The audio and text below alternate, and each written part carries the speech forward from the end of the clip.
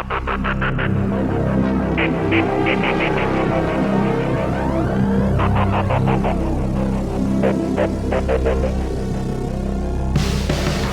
question for today is, what is the metaverse? What is it, right? The metaverse, as I see it, is a network of virtual and real worlds, right? It's both, and they're going to meld together. This is the easiest way to understand. This is to compare it with the internet today. The internet today is mostly a network of computers and computer-controlled devices. The main activity that goes on in the internet today is people visiting websites, sending email, and instant messages to one another. The metaverse will start out as a network of computers and computer-controlled devices, just like today's internet. But we need to expand that definition to also include virtual worlds, such as, like, there was a game called Second Life, and real worlds, just like your hometown, that are digitally represented. Why should we expand this definition? Because any world that can be programmed can be part of the metaverse.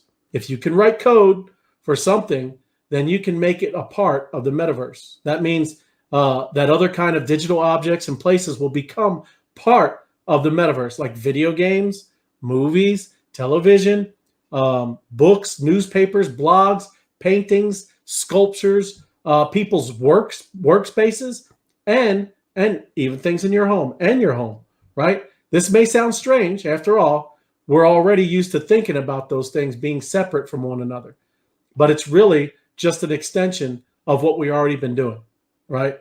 The metaverse is a virtual reality platform where you can create and experience anything you can imagine with people from all around the world, and it will be made possible by VR technology coupled with the blockchain-based governance, the internet, and economic systems all across the planet.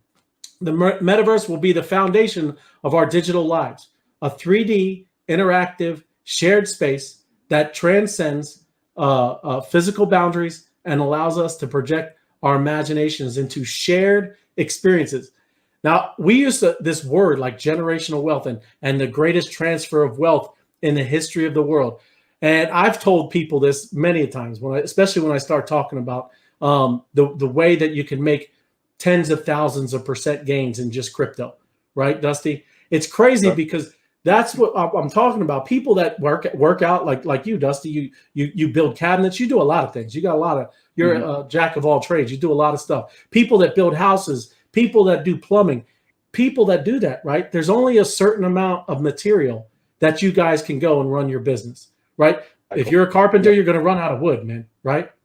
Okay. But in the metaverse, if you were just listening to what I was saying, it is infinite in there, right? As long as you can code and you know how to do this and you want to build something, there is an infinite amount of material, which you don't need. You just need coding. You can build infinitely inside of that digital universe. And that's kind of where, at least where I can start wrapping my head around these games, right? That you can start seeing in cryptocurrencies, in NFTs, in these games that are kind of being built out, and it's just going to get so much bigger, right? I mean, that's how I think of it, Dusty. Exactly. I think of it like the movie, a popular movie way back in the day called The Matrix, where I don't know if you've seen it before, but you took their physical bodies, their physical forms, and you could put them into a digital world, and it's like they were walking around in it. They're programmable. They can download certain capabilities and stuff. So as soon as all this started popping up, that was the easiest way that my brain related to it was that movie. You know, as simple as it is, but that's what it is. You know, is it's the real world meeting the digital world. Yep. And the possibilities are endless. Just like you said, they're endless. Yep.